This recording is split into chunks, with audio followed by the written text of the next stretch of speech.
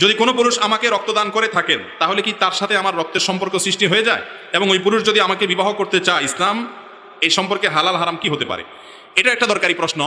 যে কেউ যদি কাউকে ব্লাড দেয়, রক্ত দেয়, আমরা জানি রক্ত সম্পর্কীয় মানুষগুলো মাহরাম হয় সাধারণত, যদিও সব রক্ত সম্পর্কীয় ওরা মাহরাম হয় না। যেমন চাচাতো ভাই, একটা মেয়ের চাচাতো ভাই, সে তার রক্ত সম্পর্কীয় আত্মীয়, কিন্তু সে তার মাহরাম না, যার কারণে চাচাতো ভাইয়ের সাথে বিয়ে জায়েজ আছে। এটা হলো প্রথম কথা। দ্বিতীয় কথা হলো, রক্ত দিলে একজন আরেকজনকে রক্তের সম্পর্ক সৃষ্টি হয় না। রক্তের সম্পর্ক সৃষ্টি হয় হলো জন্মসূত্রে যাদের সাথে ব্লাডের সম্পর্ক আছে তাদের সাথে। এছাড়া আলগা রক্ত দিলে অসুস্থতাজনিত কারণে বা কোনো কারণে তার ভিত্তিতে কোনো রক্তের সম্পর্ক সৃষ্টি হয় না। আর কোনো মেয়ের সাথে কোনো ছেলের বিয়ের জন্য রক্ত সম্পর্ক হলেই বিয়ে করা যাবে না, ব্যাপারটা তা না।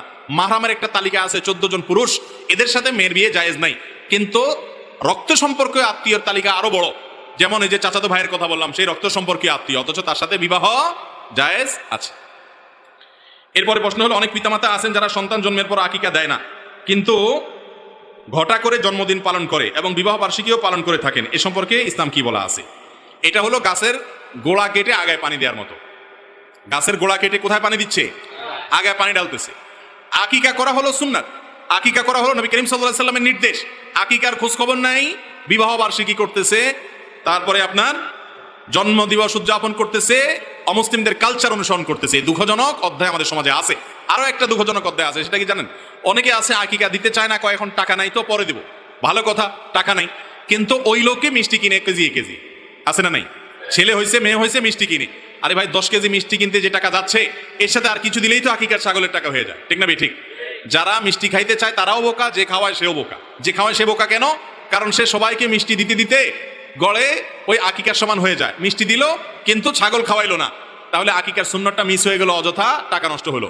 আর অনেকে আছে, ছেলে হয়েছে বলে ভাই মিষ্টি খাওয়ান। আরে ভাই, আটার দলা খাবেন কেন? শরীয়ত তো, ইসলাম তো আপনাকে গোশতের টুকরা খেতে বলছে। আকিকা সেটা না খায় আটার দলা খায়, আছে না নাই?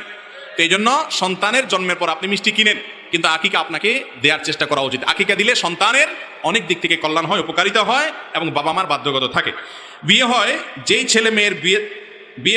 ছেলে মেয়ের বিয়েতে তাদের মতামত না নিয়ে অভিভাবক তাকে মোটা অঙ্কের অর্থ মোহরানা উল্লেখ করেন। ইসলামে মোহরানা সম্পর্কে কি বলা আছে? ভাইরা আমার, ছেলে মেয়ে পাত্রপাত্রী তাদের অনুমতি ছাড়া কোনো বিয়ে ইসলামে হবে না। বাবা মা যত জোর করুক, ছেলে বা মেয়ে যদি রাজি না হয়, কোনোদিনই বিয়ে হবে না। অনেক মানুষ আছেন এই ভুলটা করেন, মনে করেন যে বাপ মা জোর করছে তাই রাজি হয়ে গেছে। না, যদি অজায়গায় কুজায়গায় খারাপ জায়গা দিতে চায় তাহলে রাজি হবে না। অনেক বাপ মা আছেন টাকা ছাড়া কিচ্ছু বুঝে না। ছেলে বিয়ে করাইতেও দেখে একটা টাকার বস্তা, মেয়ে বিয়ে করাইতে দেখে একটা টাকার বস্তা, আর ছেলে বিয়ে করাইতে দেখে একটা টাকার বস্তা এবং ময়দার বস্তা একসাথে। অনেক বাপ মা এরকম আছে না নাই?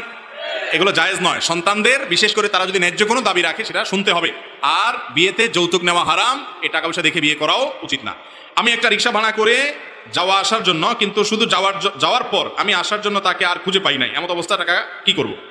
অনেকে এই কাম করে, রিক্সা আপ ডাউন ঠিক করে, আপ ডাউন ঠিক করার পর রিক্সাওয়ালা রাইখা ভিতরে যায়, এত দেরি করে বেচারা অন্য ক্যাব ধরে চলে যায়, বসে থাকে না। তো কি করবেন? ওই যে খুঁজে খুঁজে রিক্সাওয়ালাকে বের করবেন, যদি খুঁজে না পান তার পক্ষ থেকে দান করে দিবেন। কিন্তু এটা উচিত না। আগে ভাগে দরকার হলে তার অ্যাক্টিভের টাকা দিয়ে তারপর তাকে অপেক্ষা করতে বলবেন, এবং অযথা তার সময় নষ্ট করবেন না। গরিব রিক্সাওয়ালাদের প্রতি অনেক অবিচার করে। শুকনা গোবর দিয়ে রান্না বান্না করা জায়েজ আছে কিনা? অনেকেই, অনেক মা চাচিরা শুকনা গোবর দিয়ে রান্না বাড়া করেন, অথবা বিভিন্ন যে খড়ি আছে, খড়ির উপরে গোবরের প্রলেপ দিয়া তারপর রান্না বাড়া করে। তো এই প্রশ্ন উত্তর হলো যে, গোবর যদি আগুনের জ্বালানি হিসাবে ব্যবহার করে পুড়িয়ে রান্নাবাড়া করা হয়, সে রান্নাবাড়া খাওয়া যাবে, এটা নাপাক হবে না, হারাম হওয়ার কোনো কারণ নাই। আপনাকে দেখতে হবে পাতিলের ভেতরে জিনিসটা কি। পাতিলের ভেতরের জিনিসটা যদি হালাল হয়, পাক হয়, তাহলে আপনার জন্য সেটা খাওয়া হালাল। আর গোবর যখন শুকিয়ে যায় তখন সেটা টাচ করলে বা ধরলে নাপাক হয় না।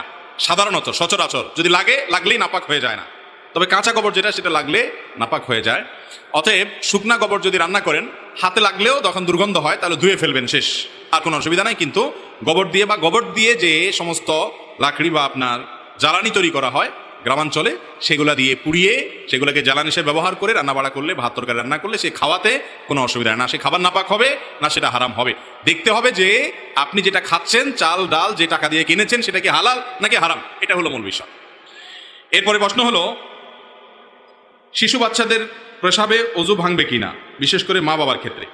মা বাবার জন্য আলাদা কোনো মাসআলা নাই ভাই। ভাঙলে সবার ক্ষেত্রে ভাঙবে, আর না ভাঙলে কারোর ক্ষেত্রেই ভাঙবে না। অজু ভাঙার সম্পর্ক হলো যেই ব্যক্তি অজু করেছেন তার শরীর থেকে নাপাক বাইর হওয়ার সাথে। তার শরীর থেকে নাপাক বের হলে বা নাপাক বের হওয়ার আশঙ্কা তৈরি হলে, ঘুমালে নাপাক বের হতে পারে, বায়ু বের হতে পারে, তখন অজু ভঙ্গ হয়। বাচ্চার যদি পেশাব হয় তাহলে মা বাবার তো অজু যাওয়ার কারণ নাই, তবে সেই পেশাব যদি মা বাবার কাপড়ে লাগে, গায়ে লাগে, তাহলে যেই জায়গায় লাগবে সেই জায়গা নাপাক হবে। কথার কথা, বাচ্চা আপনার কোলে পেশাব করে দিছে, তাহলে ওই কোলে যে কাপড় চোপড়ে লাগছে ওইটুকু ধোবেন। আপনার রানে শরীরে যদি লেগে থাকে সেই জায়গাটা ধুয়ে ফেললে আপনি পাক হয়ে গেছেন। গোসল করতে হবে এমন কোনো কথা নাই, অজু তো যাবেই না, কারণ অজু যাবে তো আপনার শরীরে না পাক হলে। অজু গেলে তো পিচ্চির গেছে, আপনার যাওয়ার তো কারণ নাই। কথা কি বুঝতে পারছেন? পেশাব বের হয়েছে পিচ্চির, তাহলে মা বাবার অজু যাবে কি দুঃখী? মা বাবার অজু যাবে না, তবে তাদের যে জায়গায় পেশাব লেগেছে ওটা নাপাক হবে। বাচ্চা যদি ছেলে হয় এবং দুগ্ধপোষ্য হয়, বাহিরের কোনো খাবারের উপর নির্ভরশীল না হয়, তাহলে তার পেশাব পাক করার জন্য দুইটা পদ্ধতি আছে। একটা হলো নর্মাল পদ্ধতি, পানি ধুয়ে ভালো করে চিবায় কাপড় চোপড় ধুইলেন, আর ফ্লোরে লাগলে তো আর চিবানো যাবে না, পানি ঢেলে দিবেন এবং মুছে ফেলবেন।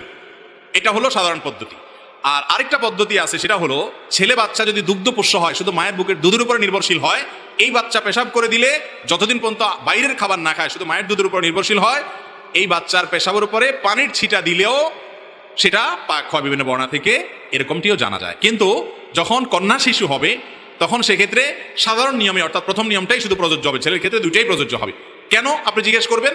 এই কেনর উত্তর আল্লাহ এবং তার রাসূল সাল্লাল্লাহু আলাইহি সাল্লাম ভালো জানেন। কারণ কোরআন হাদিসে যদি কোনো কিছু বলা থাকে, তার একটা নয় শত কেন আছে তার পেছনে, কিন্তু সব কেনর উত্তর যদি আপনি জেনে যান, তাহলে আপনি তো নিজেই আল্লাহর সমস্ত রহস্য জেনে গেলেন, তাহলে আপনি সৃষ্টি আর স্রষ্টার পার্থক্য থাকলো। কথা কি বুঝাতে পারছি?